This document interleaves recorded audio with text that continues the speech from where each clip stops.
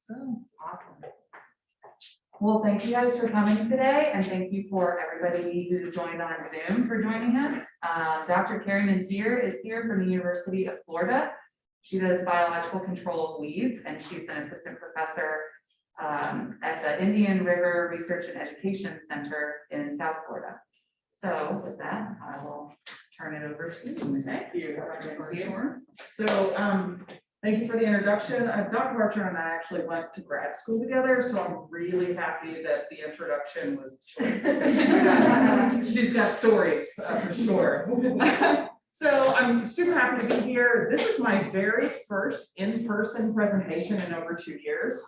And so if I fall on my face, just forgive me. It's been a little while. But we are on Zoom too, so maybe that'll ease me back into it. And so like Dr. Hartshorn said, I'm going to talk to you about biocontrol invasive weeds in Florida, or as I like to call running full speed on the invasive treadmill. All right, so invasive plants, Florida edition.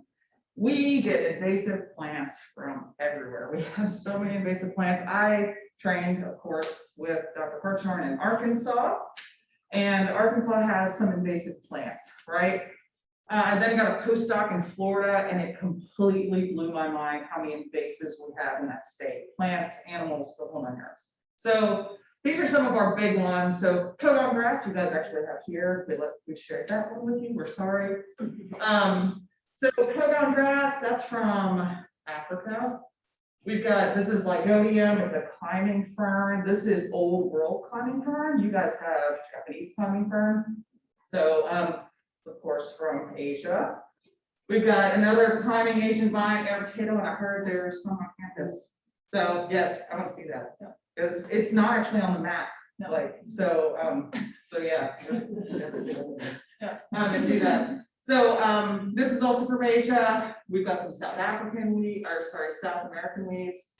Tropical soda apple is a really big problem in cattle ranches. Water hyacinth is not so affectionately known as the world's worst aquatic weed. It covers like pretty much subtropical areas over the entire world. That's also South American. Brazilian pepper tree, which we will talk about a little bit, it's one of my focal species. And then Melaleuca, which is down there on the bottom right, one of our big success stories in Florida. That's from Australia. So we literally have a smattering of invasive plant species from every continent except for Antarctica. And they don't really have anything to give us. So, so we'll take that. We'll take that. So in Florida, we've got about 4,700 total plant species in the state. Now, not all of these are native, of course, but that is the latest count on how many plant species we have there. About a little under 1,500 of them are non-native. So about a third of our flora is non-native. You know, brought in for all sorts of reasons, right? Now, not all of these are invasive, thank goodness. We're not running that fast on the treadmill, but these are our non-native species. Now, the Florida Exotic Pest Plant Council, it's our, many of you guys have a South Carolina Exotic Pest Plant Council, and they very likely have a list like this as well, categorizes the worst of the worst invasives here. So you're not expected to read this, so don't, I'm trying to squint. I know you guys are young, you might be able to read this, but I cannot. So every 2 years, we put out another list on what the worst of these species are. And the Florida Exotic Pest Plant Council is now known as the Florida Invasive Species Council as we try to move into things other than plants. But they categorize, they've got category 1 and category 2 plants, and they're very concerned with environmental impacts. So category 1 are those plant species that are actually changing community structures within the state. So these are the worst of the worst, right? Like you want to avoid these at all costs, you want to try to control them. Then we have category 2, that they are spreading. They are definitely at some point going to be problematic, but they're not changing plant community structures. And category 1 species, we have about 81 of them. So these are the worst of the worst. And the category 2 is the up and comers. We have about 85. And so 166 plant species out of that, 1,500 or so that are bad, that we really need to do something about that. And so we definitely have our hands full. And these change all the time. So pretty much once you're a category 1, you're always a category 1. There's no downgrading. Category 2 species will often move up to 1, and other plant species will come on category 2. Now, why? Why do we have so many invasives in Florida? Well, we've got multiple ports of entry. So I can't remember the exact number of ports, but I think it's 20 or 22. There's a lot of ports in Florida, a lot of things coming in, goods and commodities, cut flowers. The Port of Miami brings in more cut flowers than any other port in the United States. And of course, we cut flowers, all sorts of fun arthropods. I'm an entomologist, so that's kind of fun for me.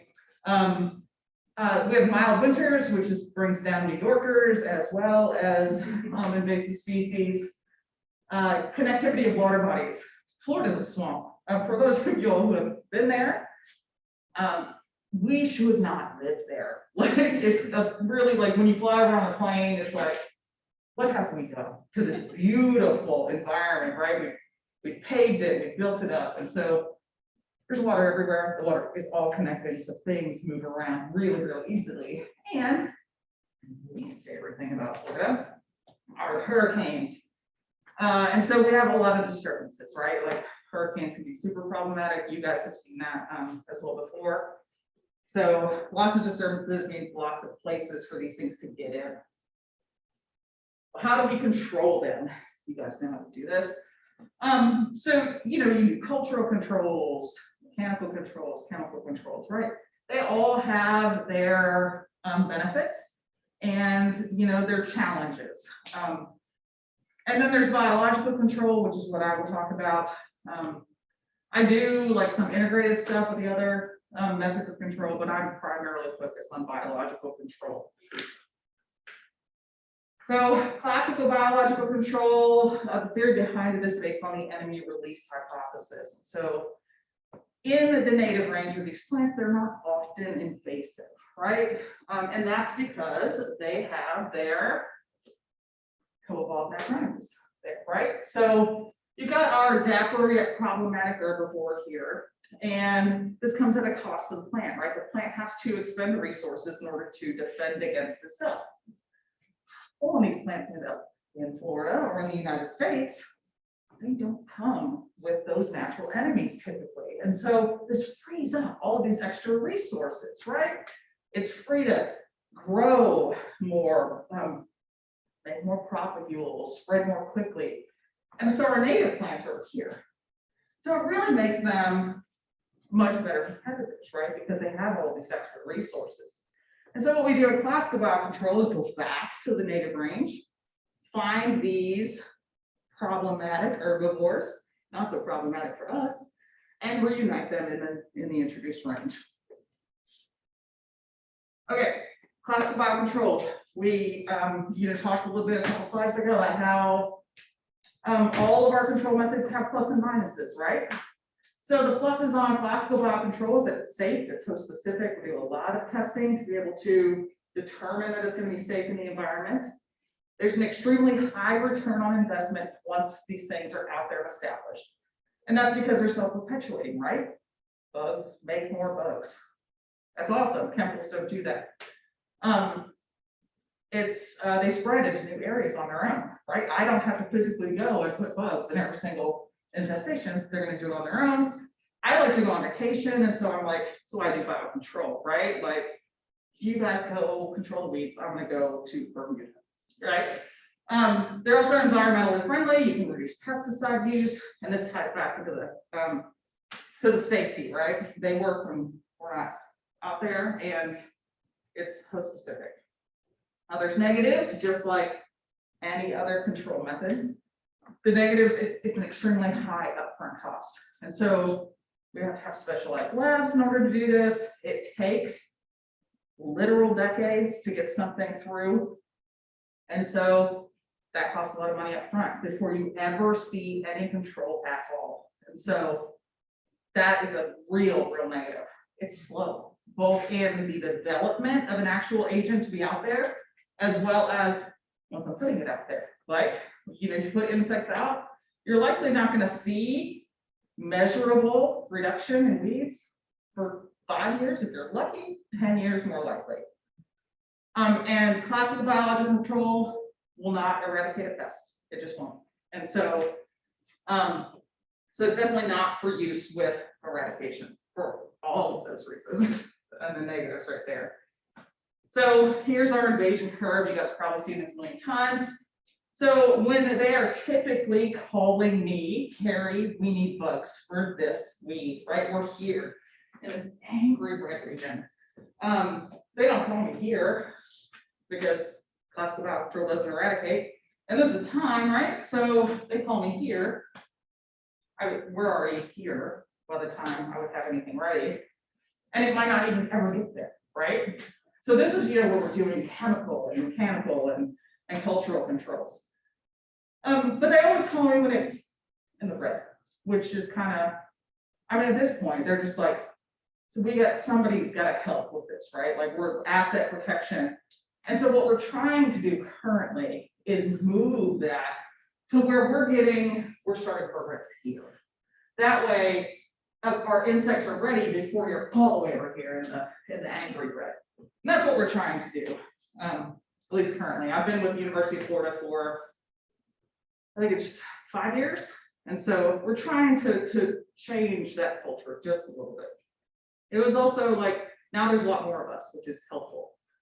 Before there was like a handful, like I think 4 scientists in the entire state doing biocontrol. Now we have whole labs that have like 7 and 8 scientists just doing biocontrol. And so when I was in Arkansas, the invasive treadmill, we were walking on the invasive treadmill, right? So invasive treadmill is, basically you control one invasive, another one comes in. They really, really turned that thing up when I got Florida for sure. And I don't know how fast this guy is running, but this picture fascinates me. But that's what I feel like when I'm at work, right? It's running full speed ahead. New species arrive in Florida every single day through all of those ports and through people move in Florida, people come there for tourism every single day. Estimated control costs of invasive plants are about $100 million each year in the state. And that's estimated. That's just control costs. That's not impact on the environment or the economy. That's just control. And that doesn't take into account the insects that we have, or sorry, the animals. And so insects are animals, but whenever you say invasive animals, everything's pythons, right? Iguanas, the charismatic megafauna, but insects also count in that too. So very, very damaging, lots of invasive species. So I like to envision my program as a train, okay? So there's 166 invasive species. And so envision my program as a train where I have an engine. So I consider this to be the focal species where I am currently mass producing and releasing biocontrol agents for a weed target. So this is my public facing, look at what we're doing part of my program, right? Which is why it's the engine. This is what everybody sees. This is what brings in the grant dollars. This is what brings in public support. Then I have the middle of the train. This is my target that is currently under development, right? So we've got insects in quarantine. We're doing native range surveys. We're trying to develop a program so that that can be moved into the engine at some point. And then I have my caboose, which is that up and coming target. So this is the one that, go back to our invasion curve, that we're way over in the orange, right? So this is something, okay, this is something we need to start thinking about analyzing the potential of this to be able to use biocontrol. And until very recently, these were my fruit species. So air potato, which you all have here on campus, and my charismatic microfauna, Lilia chenai. These things are amazing, great for outreach because they're big, they're red, they squeak. It's the perfect poster child for being able to do outreach with these guys. So that was my mass rearing engine. Brazilian pepper tree was my middle, where we had 4 different species of insect quarantine, trying to determine which ones were going to be the best to release. And then my caboose was yearly acacia from Australia. Well, we did a pretty good job with air potato. Significantly reduced the amount of plants on the landscape. We've reduced the amount of propagules. This guy got released in 2012. Like when I say it's the poster child of biocontrol, waving our flag, look what we can do. That's this, right? Did a tremendous job in a short period of time. That doesn't always happen. In fact, that is rare. A lot of times you throw a thing out at it. It's like, yeah, we got our water hyacinth is small, right? But there's still covers the state. We got release permits for 2 of the insects for Brazilian pepper tree, and so one of those is currently being mastered and released, and early acacia is now moving up into the middle because we have agents in quarantine. So current focal species, Brazilian pepper tree. These are some of the projects that we got going on right now. I'm definitely not going to talk about all of them, but so we're releasing the approved agents. We're conducting field efficacy studies, right? Like, are they actually doing what we thought they would?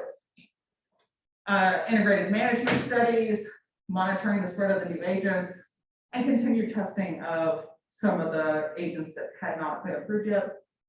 And then something that isn't always done, but I think should be, is determining economic impact of the plant, and then of course the biocontrol layer. Because I think that's a piece that we miss a lot in this field, is because you're shaking your head because you're like super into policy, right? Because the people that, you know, write the laws and provide funding love that stuff, right? You're like, here's the millions of dollars I've saved the state of Florida. So we try to set the foundation for that. And then nearleaf acacia, an Australian tree. We're testing new candidate agents and then trying to determine, are the arthropods we already have in Florida providing some suppression of the plant? Do we need biocontrol, right? So we've got a couple plots out there doing that. All right, so first we're going to start off with Brazilian pepper tree, which, spoiler alert, is from Brazil. So it's actually Brazil, Uruguay, Paraguay. So you can see in the blue outline there. So this is a perennial tree. It occurs in coastal and open areas. It's also known as Florida holly because it's got these bright red berries at Christmas time. And so, yeah, this one is extremely problematic. But I'm so excited to be in a room full of plant people. So my master's degree is emphasis in botany, and so I'm originally a plant person, and then fell for insects towards the end and got a PhD in ecology. I'm sorry, but I'm still playing with plants. So you guys will understand this. It's an Anacardiaceae. I say that in an ecology conference. They're like, what does that mean? You guys know what that means, right? Itchy, scratchy things. And that's exactly what it does to people. This covers almost 300,000 hectares in Florida. So this is from EdPaps. But all of these green counties have Brazilian pepper. This is crowdsourced, so there's Brazilian pepper here. We just haven't been there and put it into the system, but it has clobbered peninsular Florida. It is everywhere. It's the most widespread terrestrial invasive species in all of the state. Very, very problematic. It can invade disturbed natural sites, displaces native vegetation. It got introduced into Florida twice, once into the Miami area, and once into Punta Gorda, which is over here on the western coast, southwestern coast of the state. And the gentleman who introduced it into Punta Gorda is actually on record as saying it's so beautiful, it ought to be in every garden in Florida. I don't think Dr. Stone wanted this, but that's what he got, right? So it is definitely in every garden, every backyard, it's everywhere. It's also not just our problem. Hawaii's covered in it. California, Southern California has quite a bit of it, and it's really spreading very quickly in Southern Texas. So it's a little bit in some of the southern states as well. It's kind of gotten into the southern tip of Georgia. This is only going to of course, get worse with climate change. It's going to start to spread north because cold is really what limits this plant. Okay, what makes Brazilian pepper tree so aggressive? I call it the honey badger of the plant species, right? Like this species is tolerant to shade, to fire, to drought, to salinity. Like it literally grows in mangroves.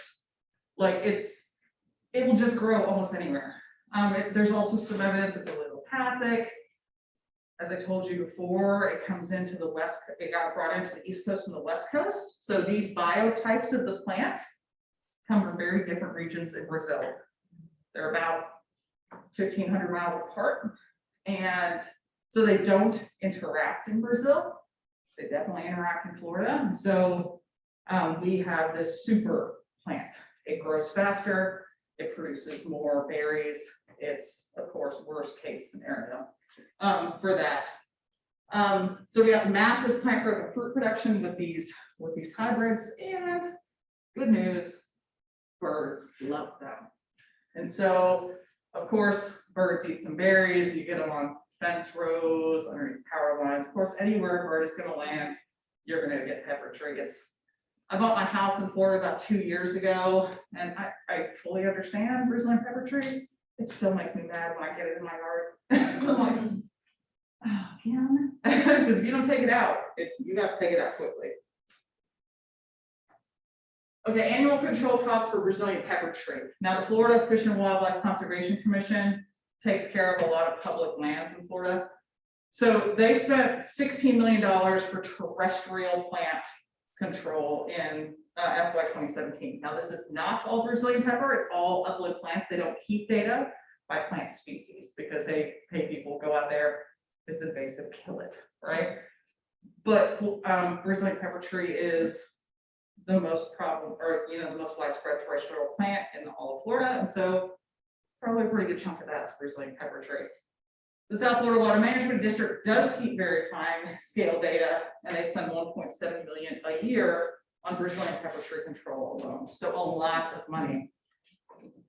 I told you before with the economic analysis, we just finished our pre-biocontrol survey. And literally got the data back like 3 days ago. So we do have those data on general public, how much they're spending on their lands. And just by like kind of quickly going through the data, it looks like that the low end people are spending, of course, there's some people that don't control it at all, but probably about $100 to $200 an acre. And so that's general public costs.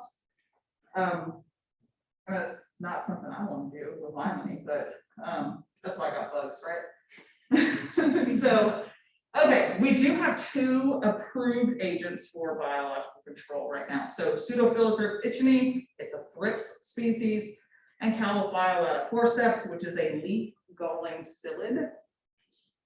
I'm only going to talk to you about the thrips species because Calophylla is a little bit of a prima donna, and they're really hard to rear in the lab. Like if their leaves are touching a cage, they won't lay eggs. They're finicky. And so we lost the colony in January of 2020, and you all know what happened. And so we have not been able to leave the country to be able to go back and get more because they of course occur in Brazil. So keep your fingers crossed we can go this winter to get them, but the jury's still out on that one. So the thrips. Unlike our air potato leaf beetle, the thrips have a face only a mother could love. They're definitely not as charismatic, right? But they are mighty, and so that's good. So these guys lay eggs on the growing fleshes of the plant. You then have 2 larval stages. These are also feeding stages as well. And then you have 3 pupal stages that do not feed. These occur usually in the soil. Sometimes you can see them crawling around on the plant, but so the adults and the larval stages both feed on the plant. These things were very broadly tested. So they tested 127 different plant taxa across 45 families and 33 orders. So extensively tested. And what they found is that the thrips fed and developed on 9 non-target species. So this kind of sounds like, you release what? Right? 9 non-target species that it will feed and develop on. But what we found was that thrips production on the non-targets was less than 3% of the production on BP. So it might actually develop on that plant species, but you're getting a decaying population, right? So you're starting off with 20 thrips, you end up, with 1 or 2 thrips. That does not a population make. And so they're not really, they're suboptimal hosts, I should say. So we did a multiple generation test, and across multiple generations where you're looking at keeping it on that plant. The thrips only survived on Brazilian pepper tree and China smaller, which is Peruvian pepper tree. So also an invasive congener and occurs in California. So they can multiple generations, you get kind of 2 for 1, right? And they still don't do as well on Peruvian pepper, but they can indeed develop that. Well, are they impactful? So this was not actually published a little bit before I even started at the University of Florida, but this is the lab that I took over. They found out that this is percent of dried stems on the plant. This is directly after herbivory. So they put the thrips on the plants for 30 days and then took them off and measured percent of dry stems. So this is controlled, so there's no insects. This big gray bar is with the thrips, right? So insects eat plants. That's not real exciting, right? We know that. What's cool about this is that 2.5 months after recovery. So this is 2.5 months after the thrips have been removed from the plants. They don't recover. You've got this huge still amount of dried stems, and this is what I mean by dried stems. Those are not growing. They're not going anywhere, right? So, so they're very impactful. They definitely decrease growth. They hopefully will decrease the propagules, which it's a tree species. It's hard to raise in the lab. We have to keep everything caged. So some of these things we have to wait till we take them outside.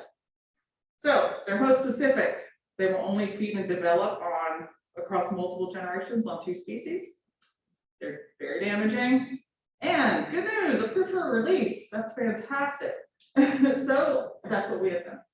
We have taken these insects and we have put them out everywhere, or tried to put them out everywhere. Release permits were issued in June of 2019, so we got a couple of good months out there with releasing, and then COVID happened. But we still released about 900,000 across the state. So with my map there, we've got the blue counties are where we've got 10 or more release sites, and the green counties are where we have between 1 and 10. So this is a multi-agency project. So we've got USDA ARS, which is located here. We've got my lab, which is located here, and the Florida Department of Ag, which is located outside of Brazilian pepper land. Like there's a little bit of pepper here, but it's mostly coastal. But you can definitely tell that because of COVID, we've had to stay close to home. We are exploring the West Coast, but we're still working on that now that we're able to get out.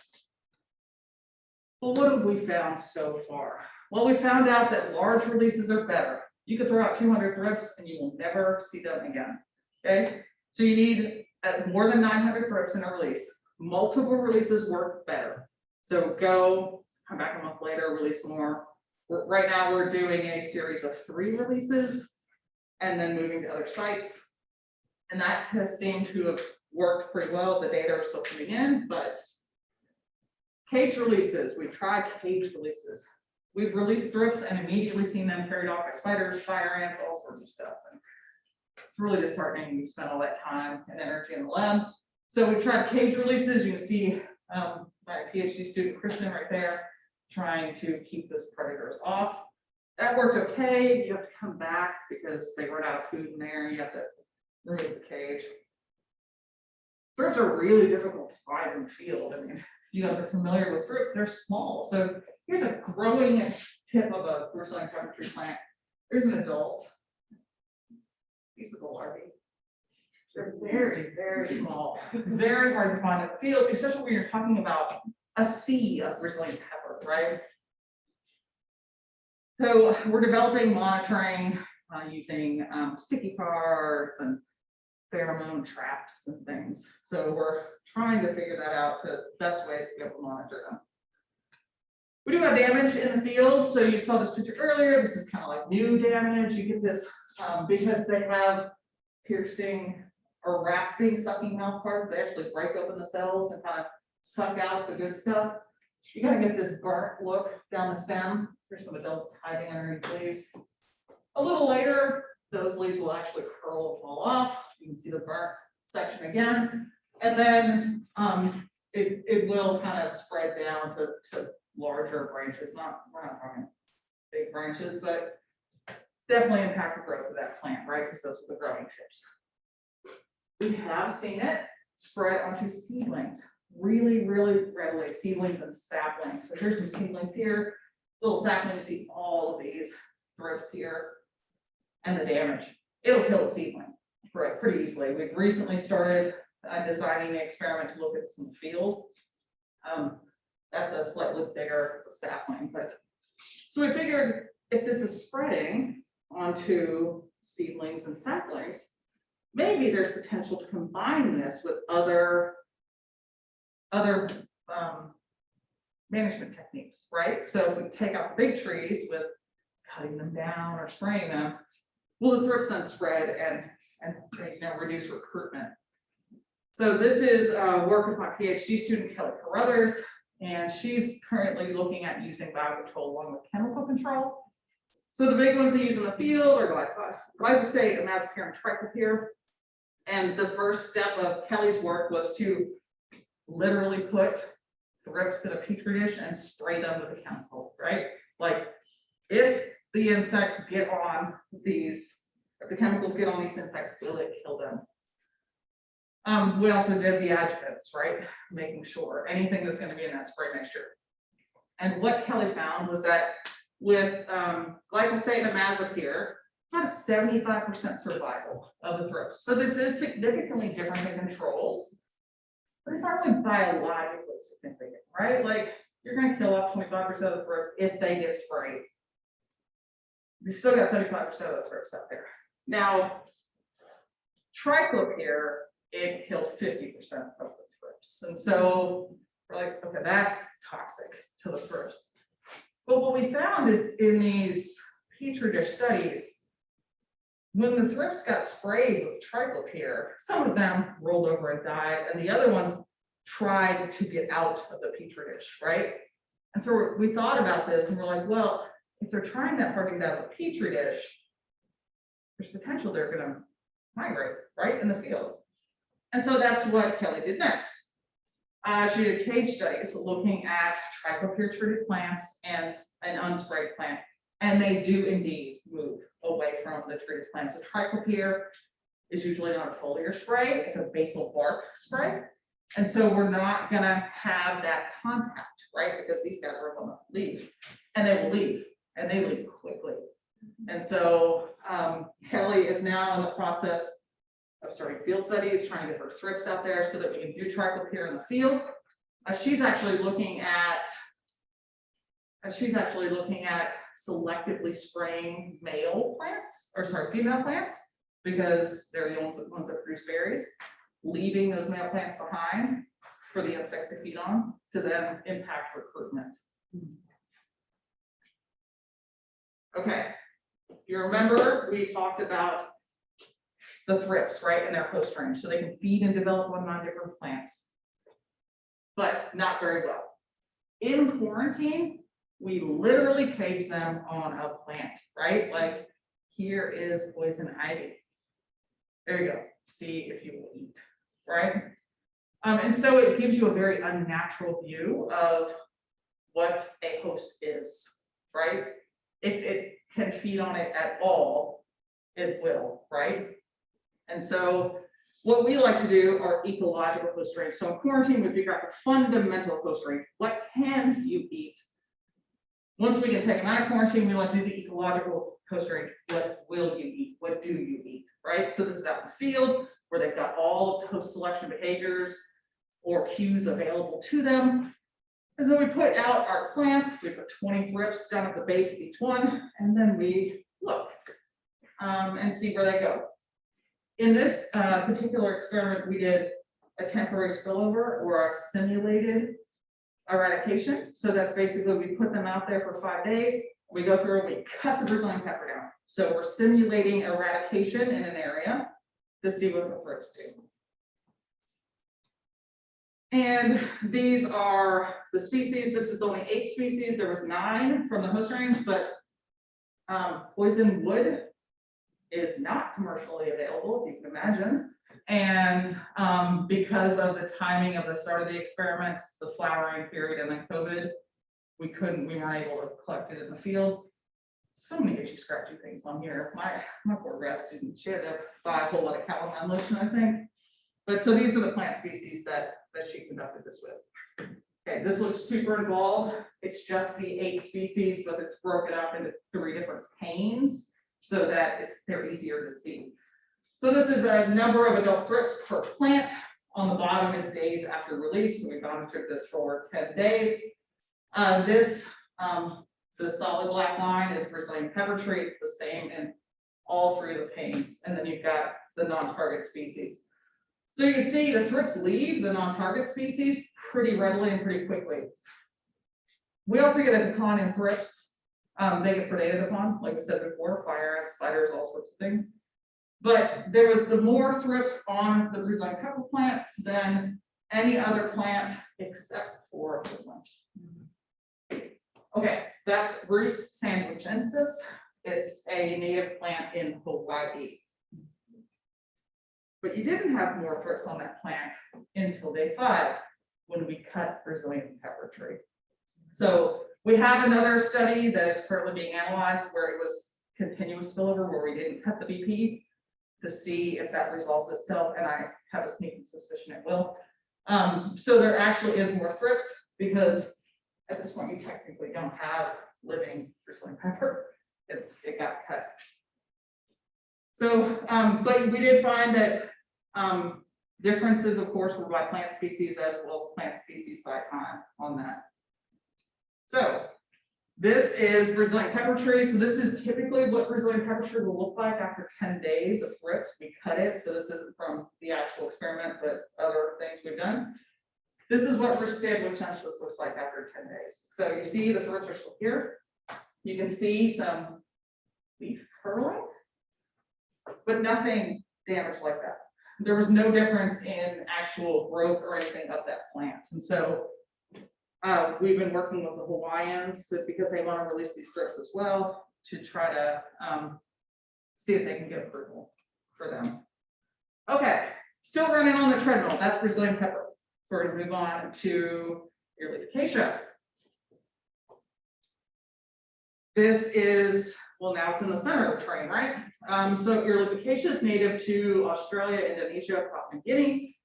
It occurs in open areas with a high water table. It's extremely fast growing. It can reach 2 to 3 meters tall in just 2 or 3 years. So extremely fast growing. A tree also really challenging to do native range surveys. It is from Northern Australia, which if anybody's ever been to Northern Australia, I'll have some discussions about saltwater crocodiles. So this is the current distribution in Florida. Not as bad as Brazilian pepper, right? We're trying to move that invasion curve so we're in the orange, right? So this has been spreading more quickly in the last 10 years, but not Brazilian pepper land, right? So we're trying to get a jump start on this. So the very first step is a feasibility study. Is it a good target? Like, is it closely related to soybean, right? No, we don't want to do that. We don't want to touch that 10-foot pole. What's the probability of finding host-specific agents? Are there conflicts of interest? Is it a honeybee nectar producer, right? Are related programs, like things in that same genus, are they, do they have good, successful biocontrol programs? This lays the foundation for the program, as well as provides a transparent summary for funding agencies, PR. No, we've done our due diligence. This is a good target. Here's all of our evidence. We did that for this one. This was a real pain in the butt to get published. This is not something typically that we do in the United States very often.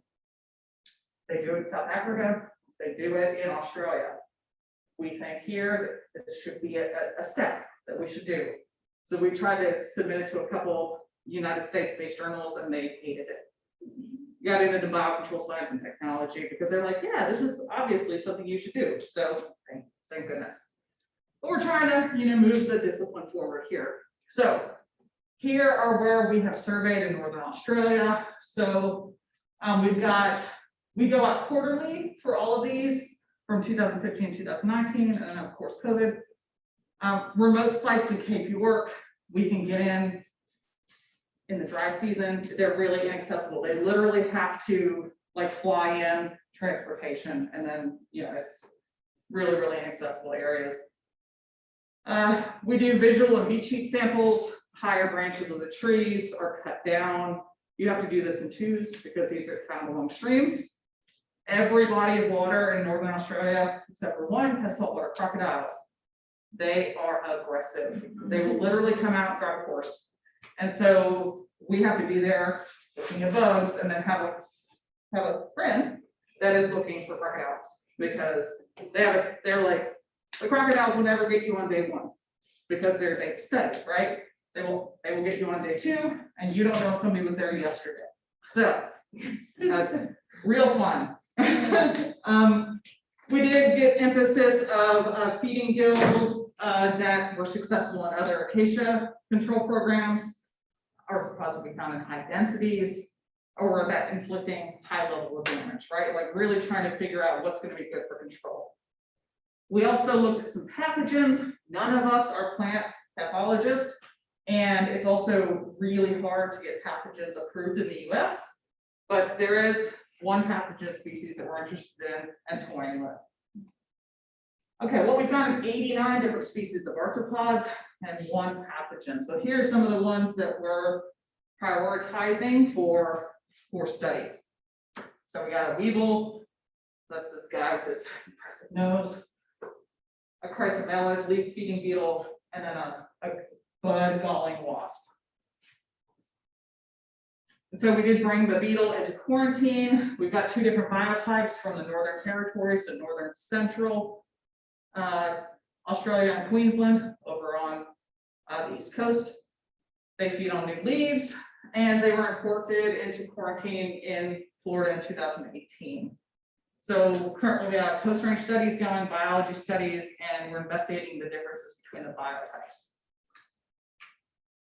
And we've tested these. The plant test list for this is about 110 species that we have to get done.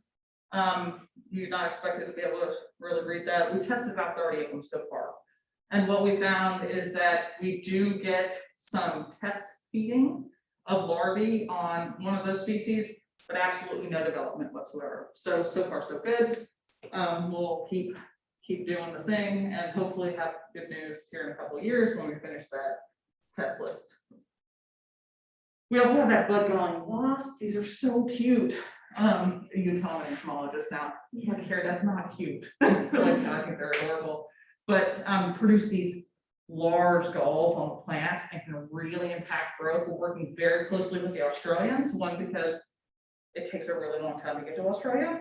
And so they can do all that fun stuff, look at these things in the lab, develop rearing, and then if they lose the colony, they just go back out and get some more, whereas it would be a full thing, right, for us. But they really like this guy. Maybe not to a quarantine facility near you, but definitely one very near me, like mine. So that guy is coming in, I guess that lady, I'm sorry, there are only females in that species, will be coming to the quarantine facility in next month, actually. So we're pretty excited about getting started on Trichologaster, which is that species. So to wrap up, resilient pepper tree, releasing and monitoring thrips. We're putting thrips everywhere. The IPM field study, which is a very, very important part of what we're trying to do. Early acacia, we're of course post-range testing, biology testing, trying to figure out which of these agents is going to be the best to be able to release. So we got our train there. We've got our new engine, our new middle of the train, and I'm looking at the list to try to figure out what the new caboose is. Got a couple ideas. People have weighed in for sure, but the new caboose coming soon.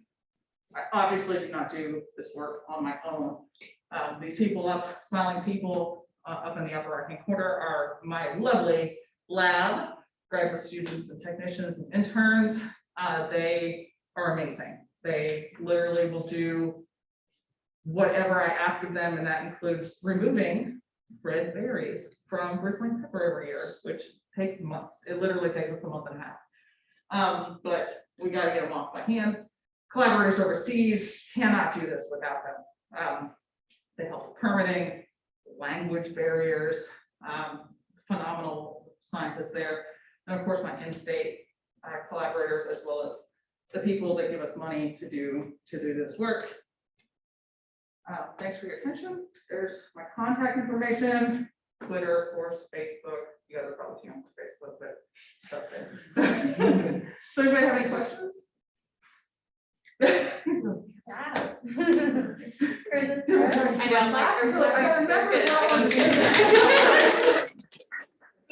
One of your first in-person presentations in a while too, huh? Yeah. Okay. So the triclopyr and bugs, is that something that is heavily studied in general, or is that something that hasn't really been poked much? It hasn't really been poked much because most people who are spraying triclopyr don't care about bugs at all. And so they're just out there, right? Like, you're like the queen of ideas. You're like, I got an It doesn't mean they're useful. idea. Every idea is useful, right? Because then it can go to a more mature idea. All right, anybody else? Yeah. I'm curious, what kind of like, is the public and other funding groups, are they typically open to these ideas, or do they have like nightmares of mongooses on Hawaii and things like that in their heads? Yeah, so I'm pretty lucky. Florida loves biocontrol, and it's because we have so many invasives, so they see the impact. And we also have some really good successes: Melaleuca, tropical soda apple, air potato, like phenomenal successes. And we do get the occasional, but the cane toad, but the Asian lady beetle. And I'm always like, insect biocontrol, insect biocontrol, insect, like weed biocontrol works in a different way, right? Like insect biocontrol does host range test, but it's nothing like what we have to do, right? Because the general public, the only good bug is a dead bug, so kill it, right? Like they don't care. They're starting to care more now, I mean, because they're really understanding, insects and things. But ours, I mean, at the end of the day, I am introducing a plant pest, which sends up red flags everywhere, right? And so we really have to do our due diligence. But there are weed biocontrol, not so nice things either, like the thistles back in the day. But you look at that program, they told people this is what they were going to feed on. Our minds, our ideas have changed. Back then they didn't care. They're like, it's gonna eat some other thistles, like they're pokey, get them out of here, right? Like no big deal. But now we're looking at it in today's lens, right? We're like, no, save the natives. And so that probably wouldn't get approved now. Like we kind of changed back in the 70s on how we do things. And so it's made the discipline stronger. But like cane toads, we definitely don't want some vertebrates. Like you're like, let's put mongooses out. Bad idea. We deal with arthropods and pathogens. That's what we do. We can predict what they're going to do more. So, but yeah, sorry, very long answer, but that's good. That's the one that would be like, but. So yeah. Any other questions? Yeah, so I'm sure you have a super long growing season in Florida. So does that mean your release window is longer too? Does that give you like more flexibility there? So it really depends on the insect, but I've worked with several insect species at this point releasing, and it's actually backwards from here, right? Our insects don't do very well in the summer. And so we release in the winter and the spring and the summer and the spring and the fall, which spring and fall and winter, it's Florida, right? So, which is good, we don't like being out in the middle of July when it's humid and you wanna die. But, yeah, we can basically release all year long, but they don't do as well in the summer. These guys don't seem to care, the thrips don't, because that's when the plants are flushing, because it's the rainy season. So we're still collecting data on that, but every of the species I've ever worked with, we just didn't release in the summer. They just, the populations don't do that well. So, anybody want to do field work in the winter, come on down. It's super awesome in Florida in January and February. Like, it's 60 degrees and you're frolicking out in the field. It's awesome. Any other questions? No? Okay. So I know this is outside or sort of after what you do, but I had heard with the Melaleuca that, yeah, you go through it's super effective, but then Brazilian pepper was just growing up, there's nothing left in the seed bank after 50 years of Melaleuca or whatever. And I get that's not your research subject, but as a part of this, you know, when you're researching the bug, does anyone else ever do that kind of research? Like what's gonna happen once we get rid of this? Right, so we are trying to team up with more conservationists, right? So like, I've lost all my words. This is in person, but like actual like rehabilitation of the habitat. Like, can we go in here and seed natives, right? Because a healthy ecosystem is resistant to invasion. You just take out Melaleuca, great example, because Brazilian pepper did exactly that. Right. And aerification is doing exactly that as well right now. Like the Melaleuca is like really declining, coming in, right? And so restoration activities, that's the word I was looking for, are really important. So we're trying to team up with some of those to be able to stop that or to turn down the invasive treadmill, right? Because if you don't do anything, you're just gonna get another one, which job security, but you know, like, you know, 15 species to look at, not 166. So yeah, so we're trying to move in that direction. So, I mean, this is the Forestry and Conservation Department, right? So, I mean, you guys do this stuff. So, you're ever interested in doing something like that? There's my email. January in Florida, people. It's awesome. Don't come down in July, it's awful. All right, anything else? All right, thank you so much for attending. I didn't fall on my face, yes.